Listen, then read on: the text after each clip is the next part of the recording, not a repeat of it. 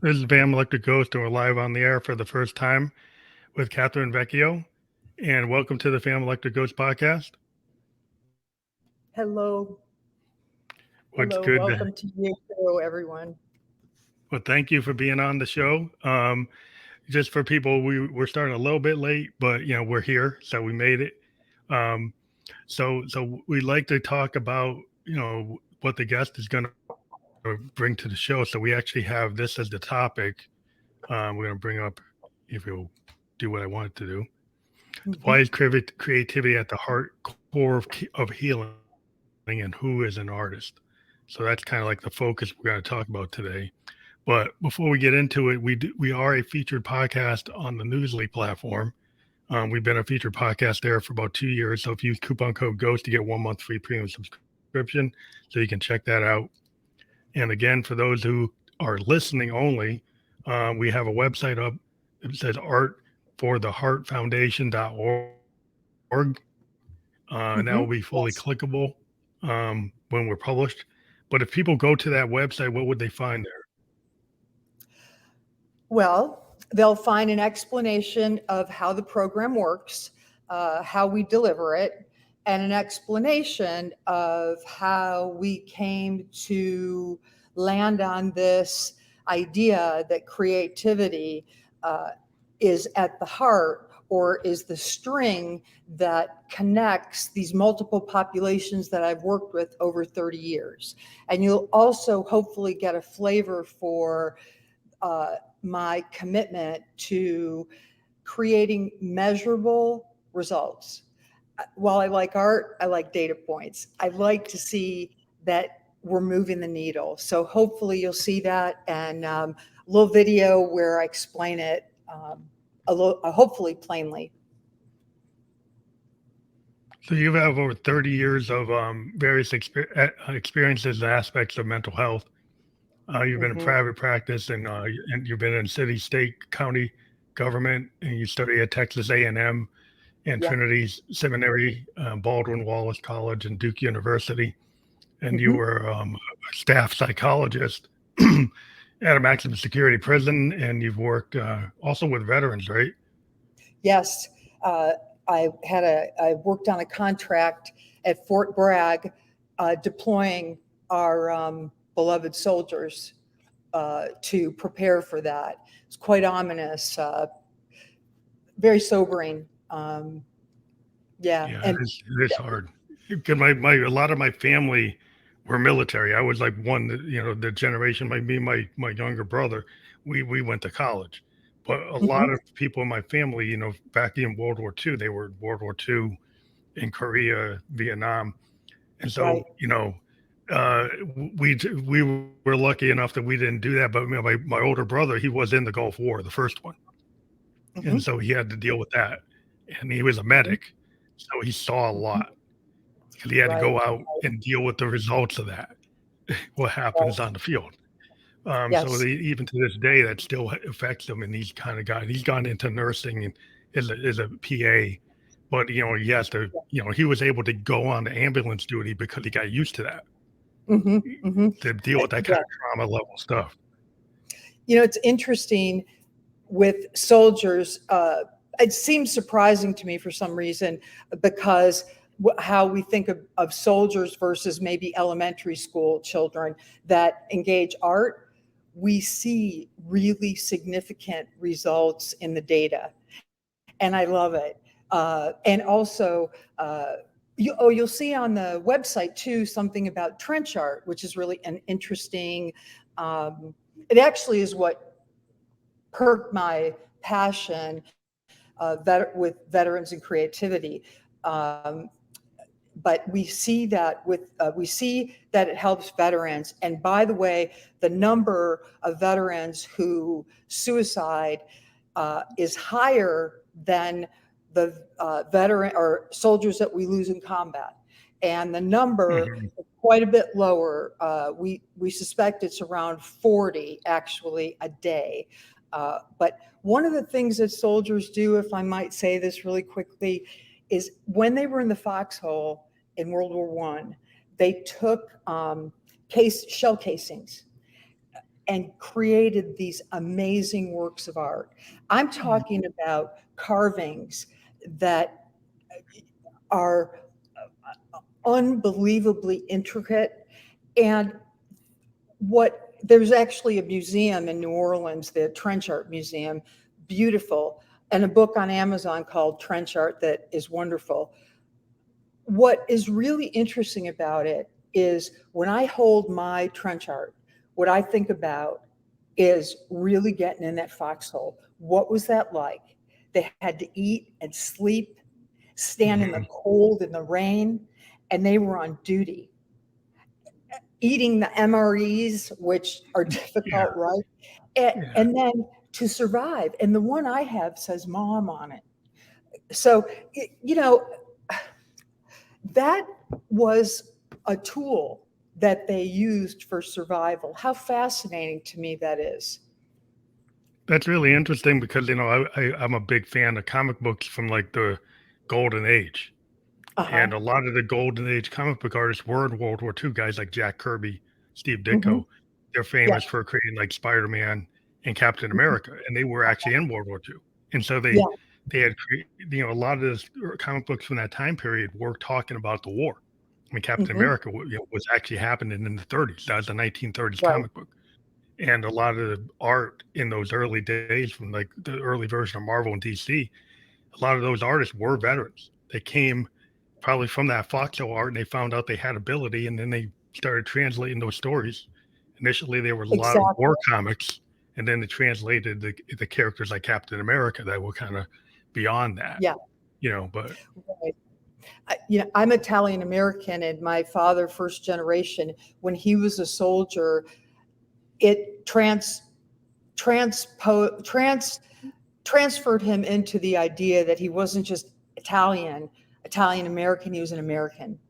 And it solidified his connection to our country and Band of Brothers as wonderful. He was jazz trumpeter and did a lot of creative stuff to survive Korean War efforts. So very interesting how the creative process comes out of folks that we might not suspect necessarily would have those kinds of passions, interests, spirit alongside what they have to do to become professional soldiers. Well, I'm a big believer. I'm a producer, I'm a musician myself, and I use when I talk to singer songwriters and I talk to a lot of creative people, they take a lot of the things that happen in their lives that are actually not happy. Right? Most of the time, the creative people I've talked to, singer songwriters, authors, novelists, poets, painters, most of their art is driven from like pain. And so it's not surprising being an artist that you could see how art could help somebody that's been in a painful situation. Because as an artist, I use it as a cathartic thing. Whether my songs make money or not, I do it because it's cathartic. The fact that art of actually creating a song for me, I don't really care if it works. It works for me. And then if it works for Right. other people, that's fine. But I kind of do it as my own therapy. Yeah, I get that. I'm a watercolorist.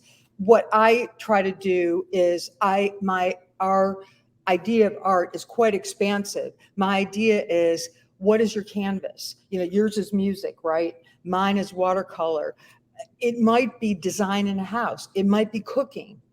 It might be finding hearts in nature, in clouds. I mean, art is something you sit on. It's a timepiece.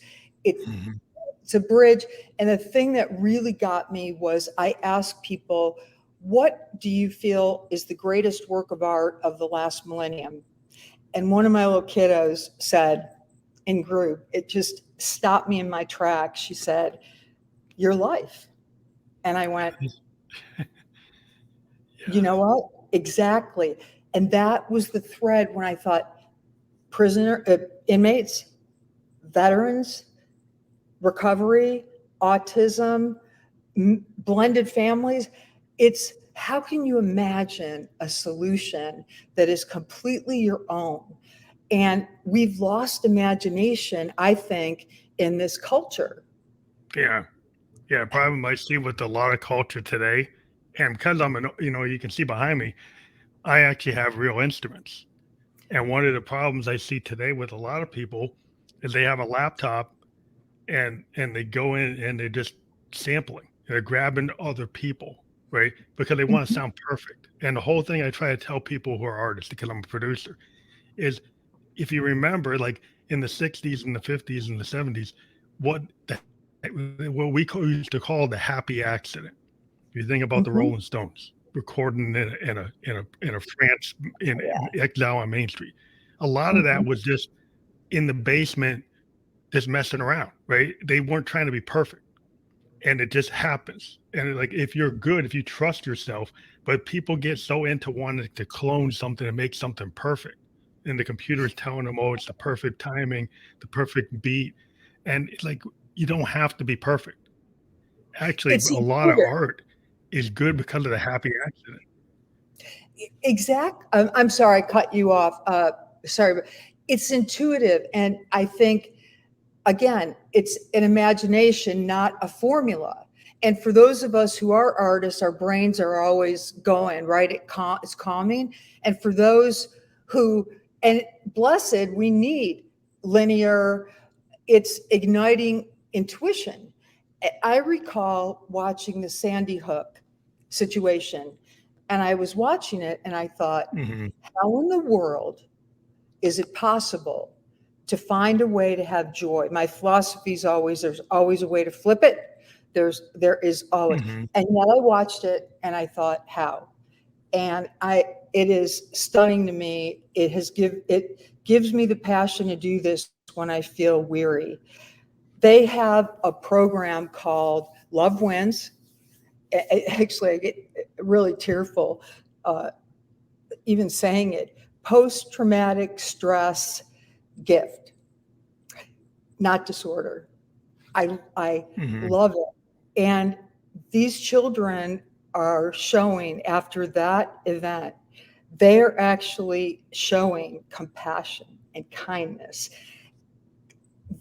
The mothers and fathers who did that, they had to start with it. I feel just not a linear solution, Hmm.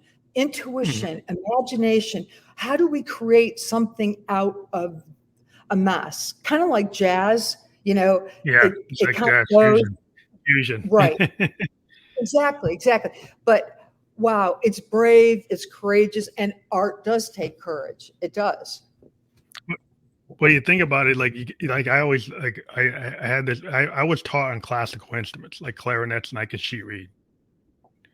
But what I Hmm. found is like when I really started to create art, I started to get away from the sheet, and I started to kind of go more into like bebop and fusion and experimental work, right? Because I felt Yeah. like, yeah, I already know how to play, right? I want to try to push it. And what I Mhm. found Yeah. is like poets think about like if you think about a poet like the old Victorian poets like Blake and Mhm. Tennyson and Wordsworth, they talked about Right. the muse. They talked about like they could feel it and it would kind of come through them. Especially Mhm. William Blake and his songs of innocence and experience. He kind of felt like he was kind of being guided to the point that he did all his poems on metal etchings and they're pieces of art. People Oh, don't yeah. realize that the songs of innocence and experience are actually on etchings.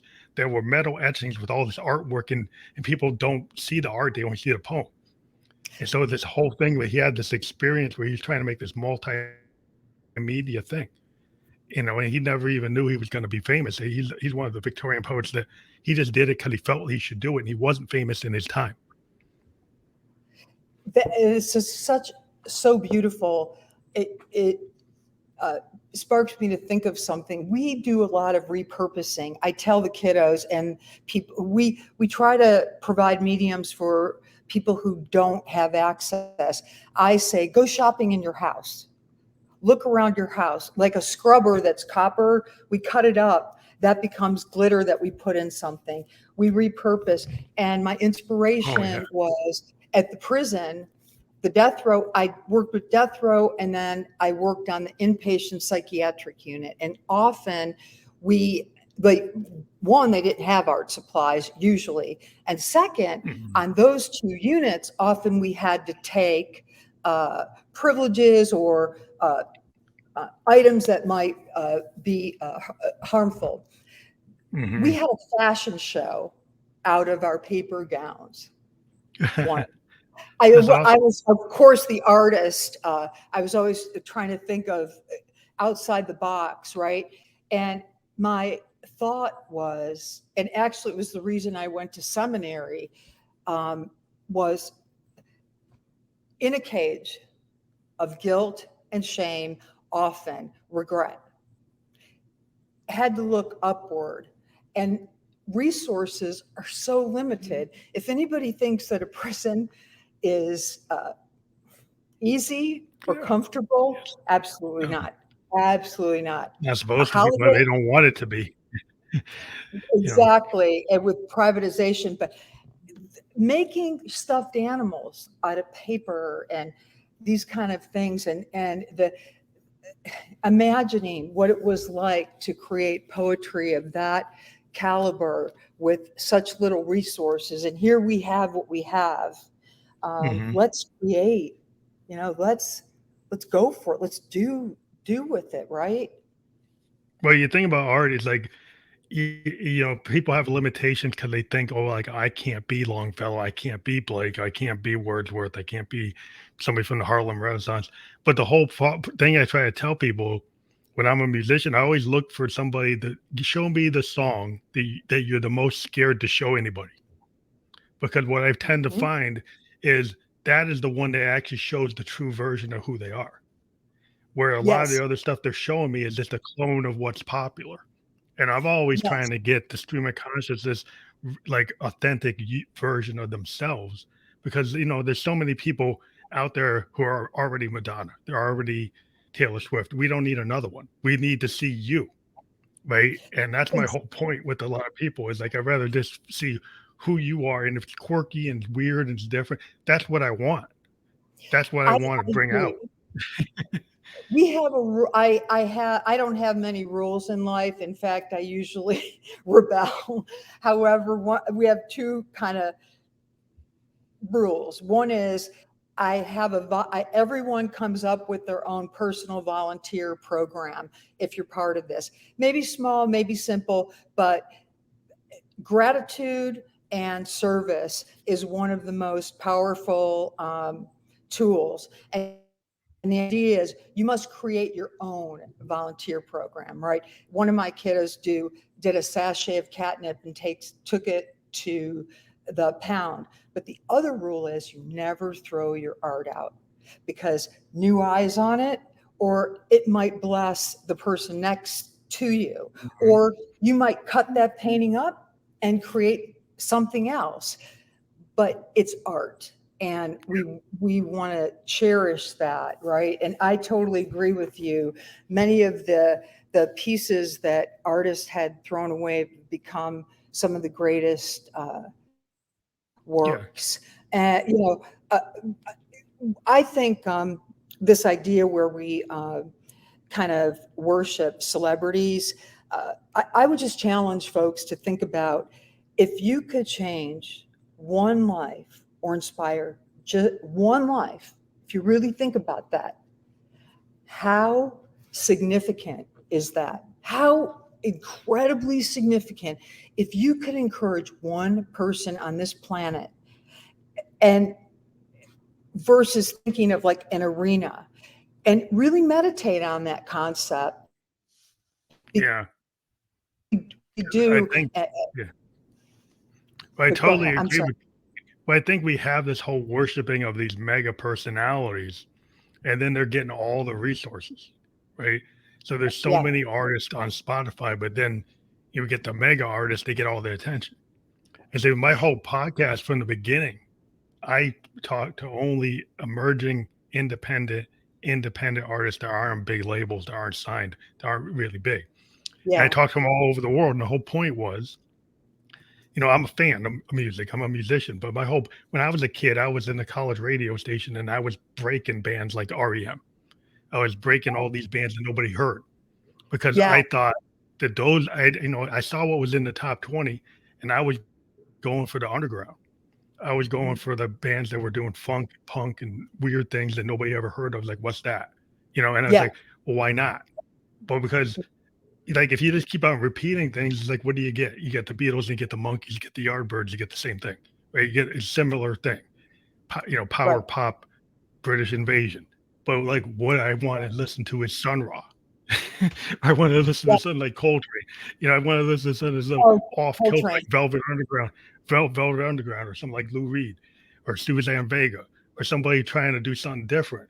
Right. So my mindset is like I was always looking for somebody that nobody was listening to give them a spotlight to show that like the whole idea of punk was that you didn't have to have you didn't have to be Marvin Gaye.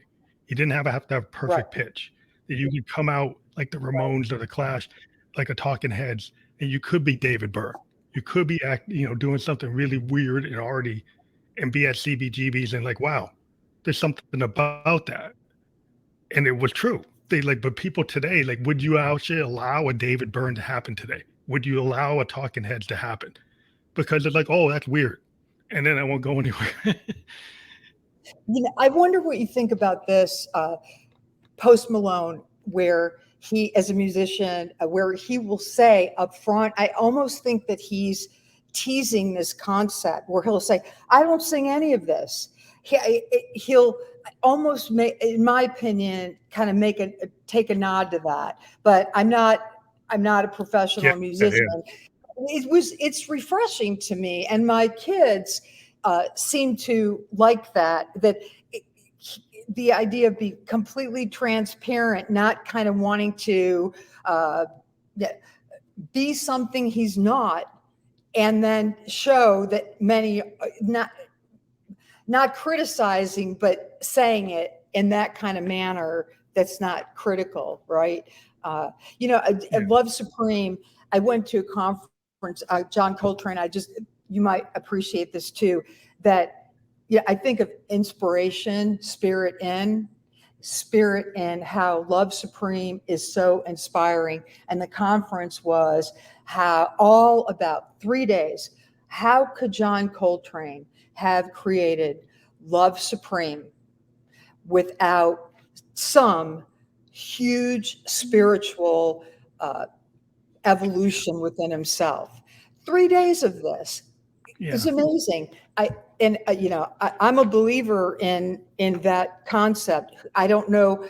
I mean, there's a church that he has out in San Francisco. I'm not sure what his faith particularly was, but that's not the point. You know what I mean? It's Mhm, again like the women in the cells. They're looking mhm. this way, right? What a gift, because we live in a messy world, right? Yeah. It's hard to find that elevation. When I see artists when, you saw like Miles Davis, I mean, Coltrane was with Davis. So he was Oh getting yeah, trained by one of the masters, right? So he was willing to, and he was seeing what the whole point of Davis was pointing out to a lot of the jazz guys is you don't have to be stuck in one genre, that you right. can push Yes. it. Like when he was doing things, he kept on doing multiple genres, even to the end of his life. People said, "Why are you doing that?" It's like, what was he doing? He went from bebop to fusion, and people said that he would. Oh, that's like being a Judas. That's like what they said to Bob Dylan when he went electric. Oh, you Hmm. can't do that. He went to Newport Jazz Festival, and the people got all pissed off.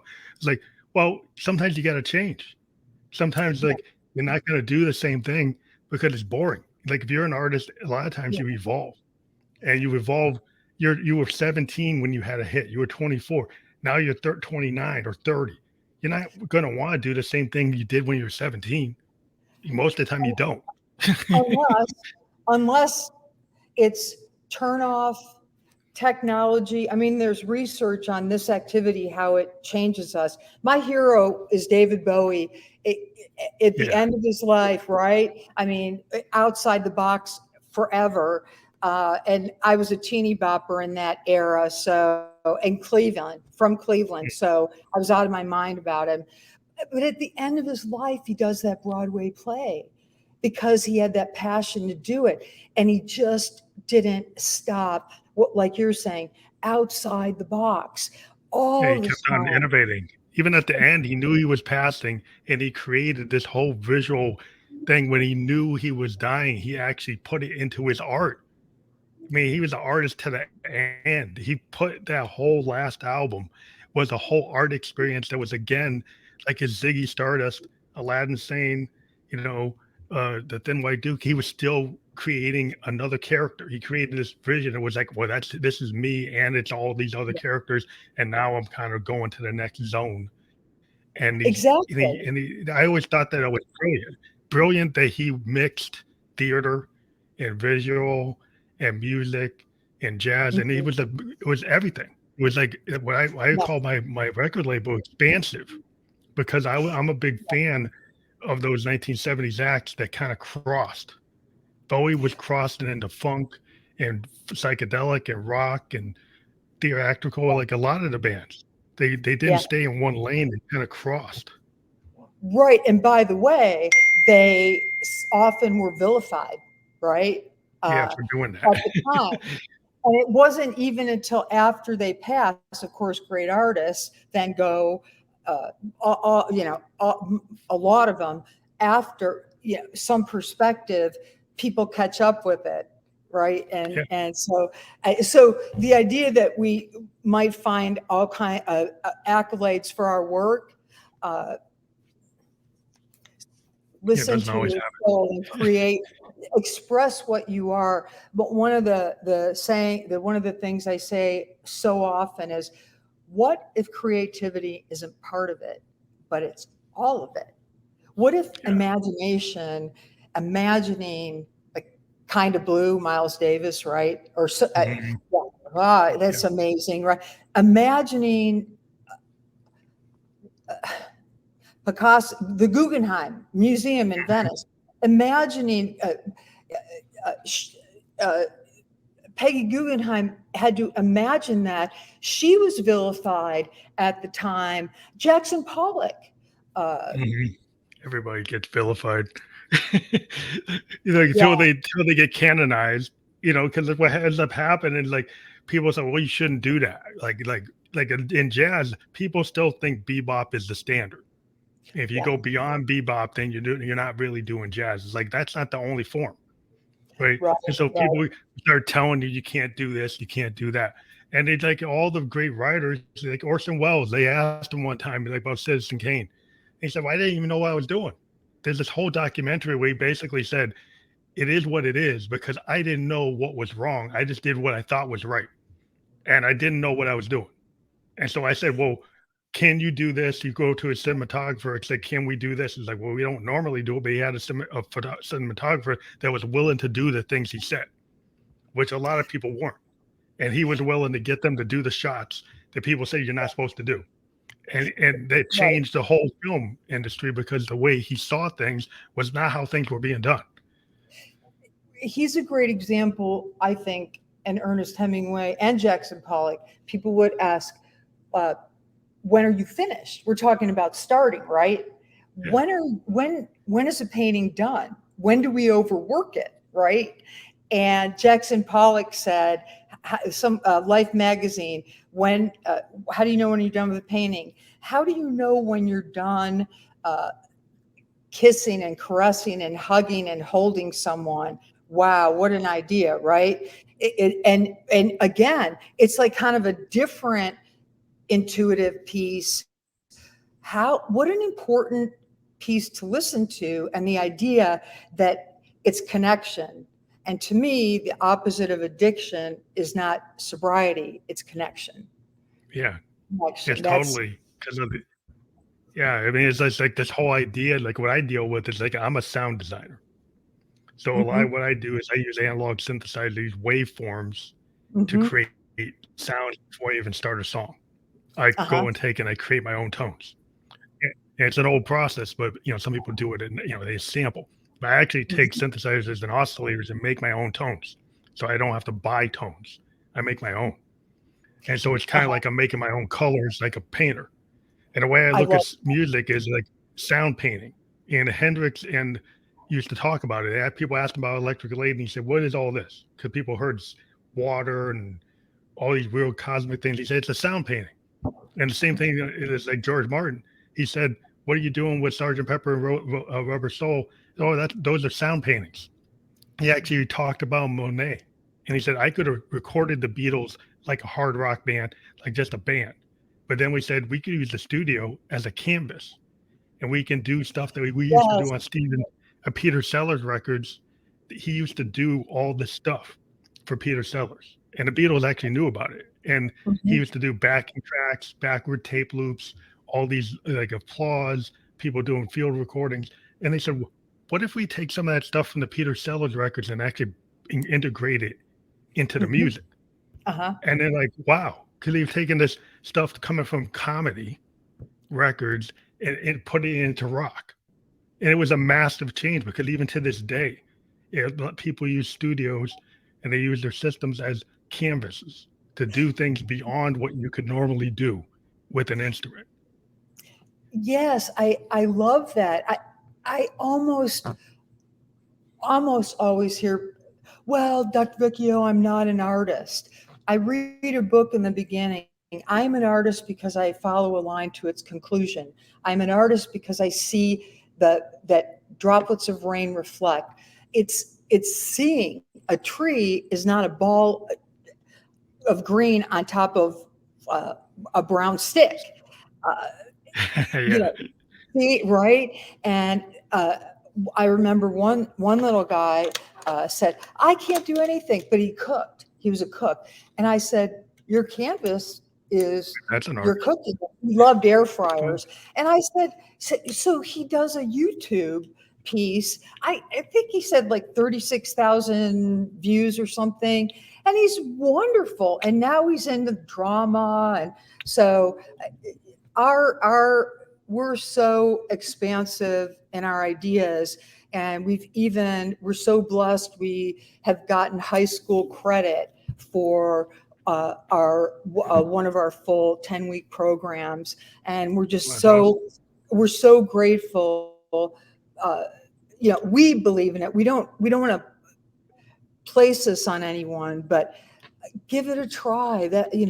Try, Well, I think dabble. art, yeah, I mean, art is, if you think about companies like Apple and, the Mhm. modern IT companies, the reason they're able to go somewhere is because of creatives. Creatives are the ones that come up with the ideas. The people sitting in the cubicle that just keep on repeating the same thing, those aren't the people that come up with the big ideas. Usually it's artists. It's people that actually don't have the MIT degree, right? That don't have the Yep. Carnegie Mellon degree. Sometimes it's people come out of left field and they're actually artists. They're people, and you try to measure on the bell curve and they don't measure right, right? That's how it happened to me because I'm a musician, but I'm a software designer. But I don't Oh, not train. I don't have a degree in software design, but I've been doing it for 27 years. And I mhm. came into it because I'm an artist and I come at it from a different perspective. So I go on the whiteboard and I come at it like an artist. And Mhm. so I come up with ideas and I'm working. I mean, I have a day job, but that's what I do.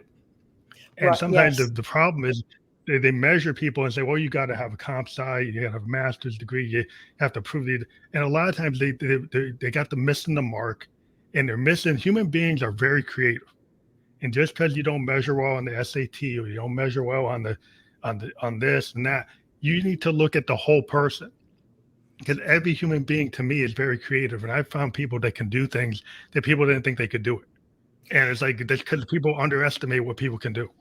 Oh, yeah. And I say all the time, well, to you, uh, you created your university, or to mothers and fathers, you have a PhD in David. And it's validating because again, what we value in our culture, it's sort of somewhat sometimes so structured that we're not thinking outside the box. Where do lemmings end up, by the way? Where do lemmings go, Yeah, right? When they follow. It's a conspiracy. they go off the cliff. It's a conspiracy. Again, like, I want the road less traveled, might But you actually find be that fun. things like But you find out like people who are creative will be willing to listen to that kind of tangent. So what I do is like for many years when I was a musician, I go on the sheet, I'd write down my sheets. I try to, write it on the page. And Hmm. then I said, you know what? I was actually watching the thing about Frank Zappa and Neil Young. And Hmm. Frank Zappa and Neil Young used to just go in the studio and just put the multi tracks on and just play. Yeah. They would just take the band in and then play for hours. Then they go back Hmm. and listen to the tape and say, "Oh, here's the magic." So they didn't try to overthink it. And I said, "Well, it's kind of like that's like a jazz musician." It's like that's so I started saying, "Why not just put the multi track on and just play?" And Mm. not keep on Interesting. rewinding it. Just put something down and go back and listen to it and find the pieces that I want to expand on. But a lot of people, they want to make something go in to make it on a grid and make it technically perfect, every note not dissonant. My whole point is a lot of the dissonance, a lot of Yeah. the micro timing errors that people would say, "Oh, that's a timing error." That's what makes song. In the 70s, you go and listen to a song. If you actually listen to them, there's a lot of errors in them compared to you hear today. There's like things where they're miscues. There are things that are a little off. The vocal changes that are off. But that's actually the magic of the song. And I think I today the agree. big problem is people are overthinking it, overcorrecting, and they're not putting out like authentic, honest work. Well, we're fed this like ticking with YouTube, and then we're queued up the next piece. Think about that. We're told, that we're actually told, kind of given what we like, instead of, what do you expand? I like watercolor for the same reason. The water does different things and paints the painting. I have to go along with it and allow it to happen. And it happens in a different way every time. Uh, Mhm. so I think this is a message, uh, in my opinion, really important. And what you're saying, I think, is really important. You know, I, most of life is not on a magazine with 10 steps to a good marriage. I think Yeah. if that worked, that would work, Yeah, right? it's But it's yeah, it's not so black and white. It's not so simple, but great. It's very great. it's right. I mean, yeah, uh, and and yet at the same time, I don't think, that it does have to be that heavy. We do one of our weeks. The weeks that we do is drama, and we do a whole piece on comedy, and I'm so committed to that. Humor, Comedy's humor, great. humor. Oh yeah, But it's art. It's I art think a lot of form. actors find a lot of depth in comedy because comedy, like you'll notice that a lot of comedic actors actually have a lot of depth and can do are very not just one trick ponies. They can do very serious work. And I Mhm. think comedy is like underestimated how the depth of people who go into comedy, what they're capable of doing. Sometimes people underestimate them, but when they I actually agree. are allowed to really blossom, you can see they're very dynamic and have a lot of capability. I just watched a documentary on Robin Williams, and one of the threads, again, of this idea Mhm. that out of pain we can create so much. And his son said, I was always aware that he wanted to give because he understood the depth of his pain. And it was sustaining for him. The other part, a piece that we look at, like Ben and Jerry, their corporation is a work of art. The highest paid Yeah, employee does not get paid any more than, so much more than the lowest paid employee. I know them, right? And they've stayed true to that. It's a work of art. It's a work of art that they they could had a think vision. of that They as have a less. vision. Right, right. It's hard to So stay with that vision because the world doesn't want to keep you in that way. I mean, you got a lot of pressure to move outside of that. People want to change that. There certain people want to go and put you into the box. So they put it in a box. It's like no, this is the point of not being in a box. You know, it kind of goes to I like if you go see a band today, in every show. is the same, right? Because they're in the box. They're actually using a machine to make sure they sound just like the studio song that you heard on the radio. My whole point was I Mhm. used to go see the Grateful Dead or Funkadelic. The point was every night was different, or even the Yeah, Allmans. Every night was different. Why would I yeah. want to go see somebody where it sounds exactly like the CD? It's note for note exactly like the CD. Why would I want to hear that? I agree. I love Todd Rundgren for that reason, and he's really interesting. He was inducted in the Rock Hall of Fame, and Todd's I awesome. I He's awesome. I was obsessed with him in college and all the way through. And I knew that he had always said he wouldn't go if he was inducted because he said art is not something to be judged and to be compared. And what he did, and sure enough, somebody got me tickets too to the show, thinking he was going to show, and he's not going to show. And he showed a video, just a video of explaining that a little bit. I love that. I love that. Right, and every show is different for him as well, and every day is a work of art. What's going to happen today? How am Yeah, I I going to mean, respond to this? Can I respond in a different way? well, Todd, Yes. yeah, I mean, I something anything, it was such an amazing piece Oh, of work, and such a young oh yeah. person had such capability. I mean, he was like, like the Stevie Wonder, like Hendrix, like Prince. He had that capability, and I have Mhm. all his stuff. And as a songwriter, there are core songwriters that you need to study, and he's one of them. Like if you're gonna write songs and you're trying to write a song, and Mhm. even think about something like that any of the songs that come off of something or anything, it's like that's like the model. And then even on that album, he could do that hit song, and then he has all these songs that aren't really hit songs, the deeper tracks. And my whole point with the live kids today is like if you don't listen to the deeper tracks from an artist, you don't really know who they are.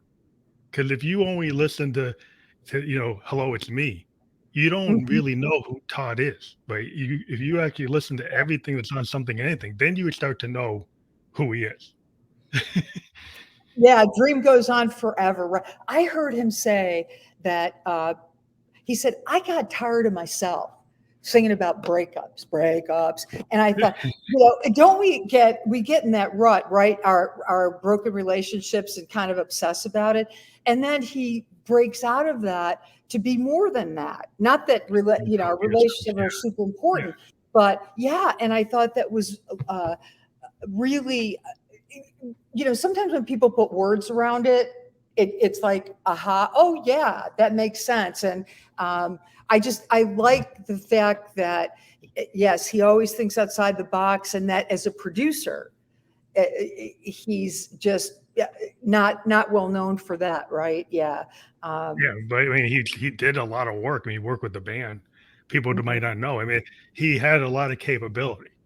Like he mhm, could do. I mean, what the band was doing is not what he does. They do this Americana Bob Dylan thing, right? And he was mhm. working with them, and so he had the ability to go into things that very creative type of person. That like to me is like he's not thinking about the Yeah. boundary. Like he's like thinking about like, well, how far can I take this? Can I? A very progressive type of mindset, and I was very much into progressive rock. I mean, it's like Genesis with Peter Gabriel, and I love Peter Gabriel's point of view because Peter Gabriel Oh, would go approach something, and one of these things they used to do is like he used to sometimes take drum parts and then take them and put them into cut them up, take a tape and cut up all the parts and then move yeah, them around. yeah. So he'd have his drummers go play stuff, and he'd take the tapes and move all the things around. Right. Yeah. And he tells somebody, don't use any symbol, don't use symbol at all, Mhm. or don't, or I'm gonna do shadow vocals and build it up, or I'm gonna do this like weird thing. It's like he had a lot of experimental ideas that Yeah. kind of was like the beginning of the early Genesis. I totally dug that. I kind of Me liked it too. better than the Phil Collins Genesis because he was willing to go places Yeah. that weren't popular, right? Wasn't exactly popular, but it was like Yeah. very creative, and it's like Yes. that creative mindset. It's always been the kind of underground thing where I want to see where somebody's head's at, I and agree it's with always you. obvious. It wasn't just a song about falling in love. Yeah, I agree with you. And yeah, we're talking about these artists that are outside the box. Uh, I went to a Todd concert, and he said, surprisingly, he said, if you don't want to go on a wild ride tonight, where I talk about who I am and I kind of move around with the music, then I really invite you. It's okay if you leave, because that's what I do, and I don't want to offend you. And I often get criticized for it. And some people left. And I was thinking, we're talking about these outside the box artists, and yet I think people engage it without kind of engaging to Todd's humanity or the artist's humanity. We may not agree with it, but let's just be with that for a moment. It's how you So progress, that's all. how you ever gonna if you only think music is what you hear, what's popular, you kind of Mhm. get bullied into thinking the only thing that's really music is, eventually people will think the AI music is real. That's the only good music. That's the thing I fear as a human being or as a musician. That somebody goes and they just go on AI and say, "Make me sound like Bowie, make me sound like Lady Gaga," and then they put something together and they sound perfect.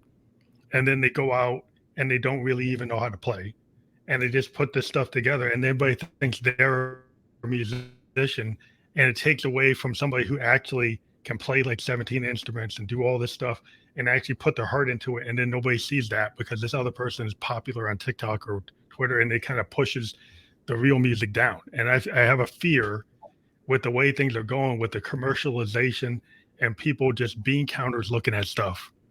And the whole thing about art has always been like, it's what you feel, not what makes the money. And sometimes it works, where you get a Beatles, where you Yeah, get a Led Zeppelin, you get something everybody likes it.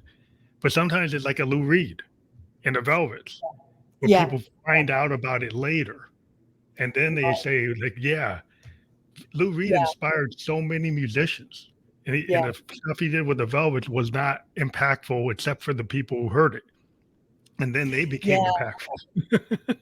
Well, I worry. Yeah, well, I work with people with disabilities, right? And we have these perfection. Artificial intelligence uh, worries me. Sometimes the kids, the people I work with, they create perfect people, like the body parts and the personalities, and they put it together. That's what they want, right? Perfect. And then nobody can relate to that. So no relationship is good enough that Hmm. and idea of perfection. Uh, One of the things that I do is I follow this Japanese art of kintsugi, and I'll do it with blended families. And in Japan, when a pottery breaks, they put it back together with gold leaf. And the more veins of gold leaf, the more beautiful the pottery. So when Oh, we're wow. broken, consider the beauty of our brokenness. Doesn't it make us all more interesting and strong? Uh, Yeah. I've been broken in many places, and it certainly informs my profession and my art. Uh, and those who are willing to share their brokenness is beautiful to me. But artificial intelligence, I think we have no idea. We don't have any idea what's going to happen with that. But yeah, Yeah, but the I problem I think have with it is, yeah, is that it actually takes it doesn't like, when you're in school and they tell you you don't want to get in trouble for not citing stuff, right? So the problem with it, it's like plagiarism. And, my daughter's an artist, and she has shown me things that AI has produced, and she's been able to trace it back, and it's grabbing artist work uncredited and acting like it's new. And right. and that's the problem with artificial intelligence. People don't seem to understand. It's learning on people's work and then using that work and not crediting the original artist. To me, that's plagiarism. And I don't And think you people should understand it's not just magically making this stuff up.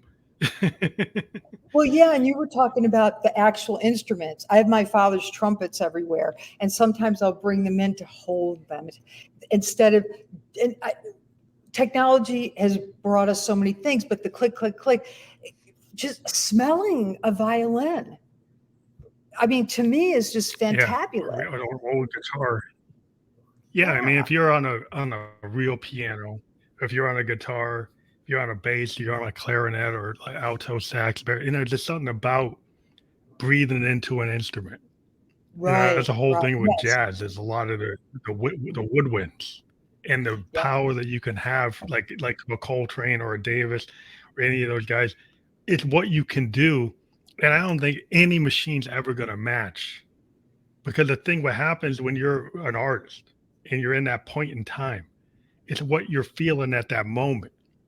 And that's Mhm. why, like, if I used to listen to Hendrix, and I got tons of Hendrix, like you can hear his mood on every show. I've got tons of shows that he did in 68, 69, 70, and his approach at every show is different because it's his mood. He had a well, he had manic depression. And so sometimes his mood was elevated and sometimes it was depressed. And you can actually, if you're an audiophile, you can hear it. You can hear it. And you read the biography about the moment that was happening. You can kind of trace, like, why Yeah. is this sounding this way? Right. And that's about being a human. And that's part of the art. And I think the metaphor for me is feelings can change. If you're depressed and we can move through that, right? Right. And there's all these metaphors that of encouragement, right? So, well, I really enjoy talking to you. This is great. Very nice. Yeah. We're still good. Yeah. So clarinet, you mentioned clarinet. I took clarinet in elementary school and had no idea that it was one of the most difficult instruments until I got it in my little hands. It is hard to make it sound Yeah, good. yeah, I love the violin. Yeah, it's one of those instruments it's very easy to sound bad. Uh, Well, it's great. You're yeah, brave. it's You're brave. Yeah. Um, yeah. So it's very interesting to speak to a musician and the connection to the colors. I really appreciate that.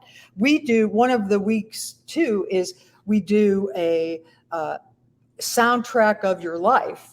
And mhm, I got involved in Aerosmith's Recovery Center in Fort Lauderdale. And one of the things they do when they pick people up from the airport is they ask them to give the playlist in advance and they play it in the car from the mhm. airport in. The soundtrack of your life. What would your album cover look like? I mean, That's cool. yeah, uh, it's and it is really amazing. I had one, and then sometimes what is a song that is it's a forced choice. I'm going to ask you in a second, okay? Forced choice as a musician. What is the song that has been the most significant for you in your life? Again, it's a forced choice. It's a hard question, Mhm. right? But what would it be? For me, I really like Voodoo Child from Hendrix, Yeah. just because it's kinda at this period where he was super creative on that album on Electric Ladyland, and he Hmm. mixed the Delta blues with his psychedelic cosmic interpretation. So Hmm. it's rooted in the blues, but it's way beyond the blues. And he's doing some things there, and he's kind of bringing in this whole mythology of that he's kind of this voodoo master of like I'm going to see you in the next world. You know, don't be late. But he's kind of showing it like people are saying, well, how can he play like this? So he's kind of dealing with his own mythology. He's dealing with this idea that like he's this master and he's mixing these things and he's mixing old and new at the same time. And then he had this confidence that, Hmm. in knowing that he was a very shy person, like knowing that he's so shy and he was so, he used to put curtains around when he was to sing. He was scared of Hmm. people watching him sing. But then he comes out with this thing that he's this guy and he's just a master of that song. He's just like, and knowing his personality and his heart, it just to me, it was like a very powerful statement. Knowing where Yeah. his head was at, where his heart was at. I just think it's just a very powerful thing for me. Do you remember? is this, I don't want to be intrusive by asking you these questions. It's just curious. Do you remember when you were first met that song?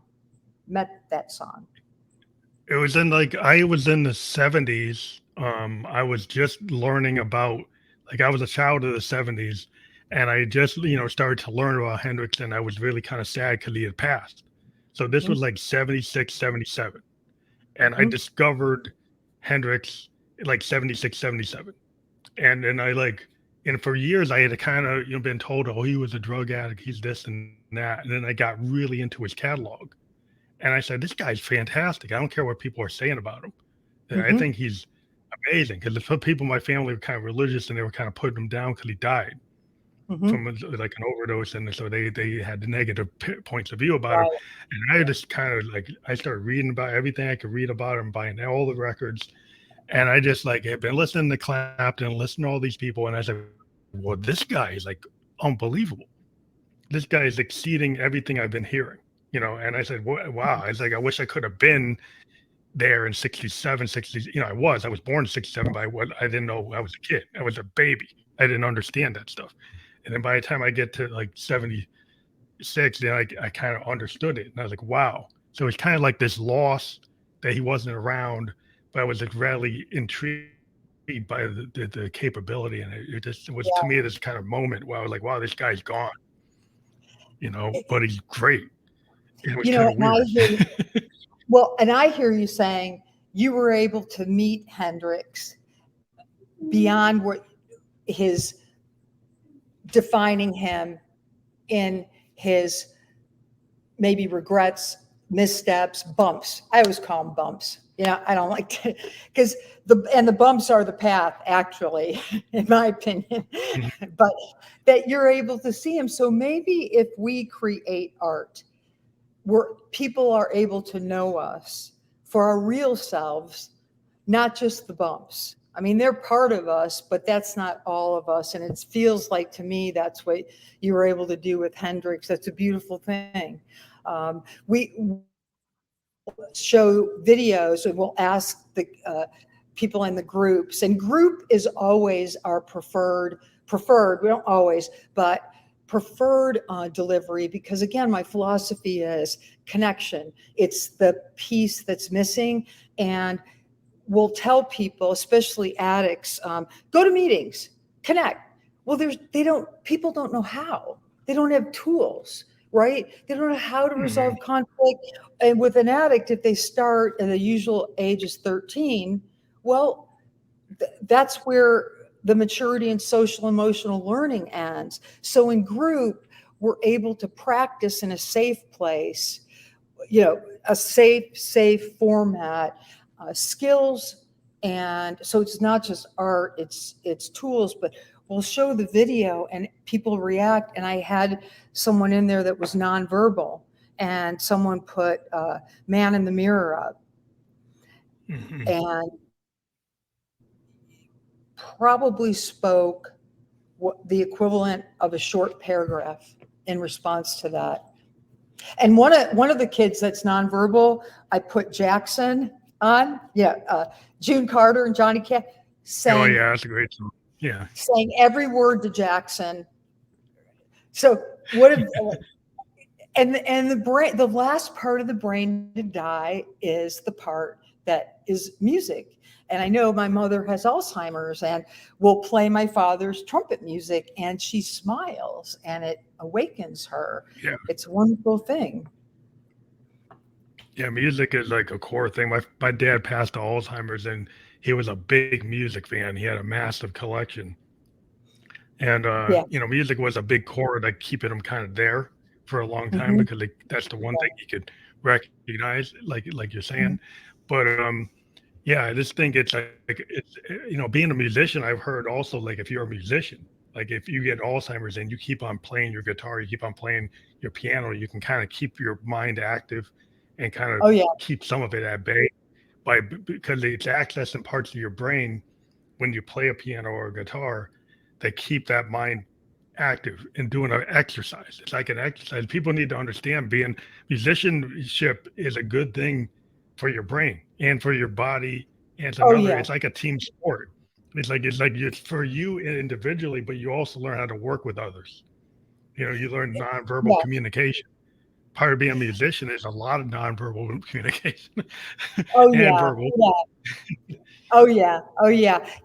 I'm hearing impaired, and I've learned that there's a connection between hearing impairment and dementia, because a lot of people with hearing impairment will say, "I'm sorry, I couldn't hear you. Sorry, I couldn't hear you." And then, "I'm hearing impaired. Could you speak up?" For some reason, it's difficult for people to speak up. So it's easy to withdraw because it's frustrating to Mhm. communicate. And that, you're exactly right. That part of the brain dies, and dementia. Uh, this is why it's so important to invest in hearing aids and diagnosis, and, as you're saying, music and whatever it is that turns you on with music. I say, well, let's find it. Let's find it in Yeah. this art from the heart piece, because there's some place in there where it can ignite something, and it may not be on the radio. Okay, all right, let's find it's there's somewhere. Yeah. Well, there's so much you can hear today, and everybody has their own taste. I'm not trying to say to anybody one way is the right. Like I'm very expansive. I go from punk to jazz to classical, to rock. I'm all over the map. I listen to everything, and try to play everything. But it's a matter of people find what they like, and there's no good or bad answer. It's what you like, and what triggers you to get Yeah, into finding yourself. And like if you're singing in the yeah, shower, if it makes you feel good, it brings on memories. It triggers you to yeah, draw, triggers you to go be a filmmaker, triggers you to whatever makes you want to do. That's cool. Makes you want to be a chef, and being a chef is yeah, like whatever you're creative. People. It's like music is like the soundtrack to your lives. And I try to yeah, intertwine it with this podcast, and I've been able to be so much successful. And I think that it's a connection. It's a connection point where people can, you get a band, they can go to Japan, they could go to China, they could go to Africa, and if it's a groove, everybody likes the groove. It doesn't matter what language or culture, everybody will get into the groove. So it's a universal concept to connect people. I remember when rap music came out. Remember, it was kind of like people were, and I like, oh, and I had a friend who was hilarious. He said, "Rap music is an oxymoron," and I thought that was hilarious. And now he's like opened his mind to it. But yeah, I mean, and it's I funny. guess, I went to Japan, and I lived in Japan from 2004 to 2006, and I saw Japanese artists doing hip hop, and they were inspired by it, and they yeah, were able to replicate it using Japanese culture, using Shintoism and bringing other things in, but they kind of took it and made it their own. But it's like, and it's the same thing with jazz. I saw bands doing fusion in Shinjuku and Shibuya, and they were able to take American forms and kind of put their spin on it. And then I yeah, said, "Wow, this American music is coming into Japan, and the jazz and the R&B and the rock and the hip hop and the yeah, bands there were all integrating it." And I'm like, "Wow, that's really cool." Then I was able to talk to some of these guys, and it was like I'm in a different culture, but we all understand the same thing, you yep, know. yep, And that's a yeah. universal kind of truth. Yeah, the drumming at the Aerosmith, it's right on the beach in around Lauderdale. Uh, there's a lot of drumming, and on Fridays there's a jam session, and sometimes some of the guys from the band will drop in. And I don't know if you knew, well, probably a lot of people know this, but the whole band got sober together, and so Mhm. they, when they re-up their recovery stuff, they kind of are band together. But I went one Friday, and I'm telling him, oh my gosh, it was just out of sight. I mean, just out of sight. Um, Nothing like it. And not everyone who goes there, surprisingly, is a music person. But for the Yeah. music people who hardcore addicts, I, I could see. We're talking like multiple rehab that didn't work, and it breaks through. Uh, to something. And that's my belief in art, music, It's kind comedy. of like elemental. I think it's elemental. I think it's like the rhythms, human beings. I really think it's like the frequencies. But like, I've gotten Mhm. into this idea, like certain sound frequencies are universal, and there's this Mhm. idea like universal keys.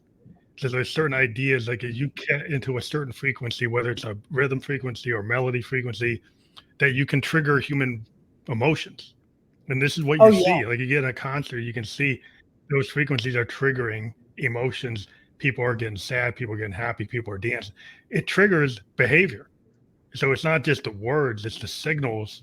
And we're all human beings and we're electrical, and these signals are waveforms. And I think like there's a connection, and I you can agree. trigger that connection. I agree. Well, and one of the videos I do, I talk about how my father taught me uh, that music can bring us to tears of joy. And I was in an orchestra performance, and one of the guys got up and played a trumpeter, "The House of the Rising Sun," and I was in the violin section, and my father was always came to watch us, and I looked at him, and I was probably fourth grade maybe, and I just like welled up with tears. It was, and I looked at him, and he was, and when I came home, he said, "You got it, you get it." It triggered something. Yeah. Tears of joy. Whoa, like, oh yeah, tears of joy. How Well, cool. I think it's really awesome, what you're doing, and I want to let people know about the art for heartfoundation.org. That it would be totally clickable when we get to when this is fully published. But yeah, we actually have gone over our hour, but it was such a good conversation. I kept it going. Oh, But yeah, this is I think it's really important for people to understand art therapy and to understand how it can help. And no matter what it is, we talk a lot about music, but there's many types of art. And whatever is going to help somebody that's been in a traumatic position or situation, art is a good way, because there's a lot of things, you might have to do other things, therapies with, with therapists, but art is a way that we can all connected. We're all creative human beings. And once give yourself permission that you're allowed to do it. Like once you can get on the wall that you think you can't do it because somebody told you couldn't, yeah. but everybody can, and you'll find something that works. We're going to have a virtual art show in October. We'll announce it on the website. And for me, the first time I sold a painting or showed a painting, wow, that's super cool too. So we're going to make that available, maybe even have some videos of people who do performance art. So thank you for the opportunity. I really appreciated meeting you. What a great conversation. Well, thank you very much. It was a Bless great you. conversation. This will be out there on all the platforms that people want to hear or watch podcasts. It was on live on YouTube and Twitch and Facebook, and we'll get that out to your audience by tomorrow, everywhere they can be. But again, thank you for being on the Family Electric Ghost Thank podcast. you. Thank you. Take care then. Bye-bye. Thank you. Bye.